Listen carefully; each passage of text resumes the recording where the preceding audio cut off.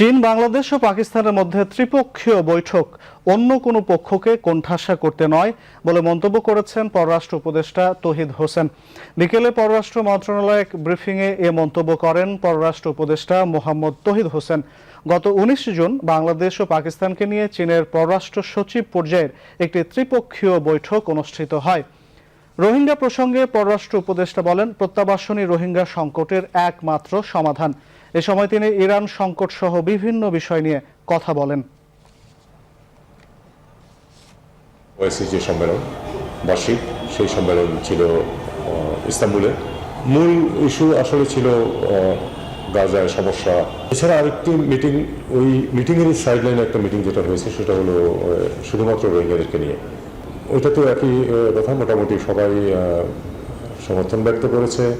সবাই চায় যে সমস্যার সমাধান হোক এবং তাদের রিপেট্রিয়েশন যাতে হয়, ওইটা যে একমাত্র সমস্যা, এটাও সমাধান, এটাও সবাই স্বীকার করেন।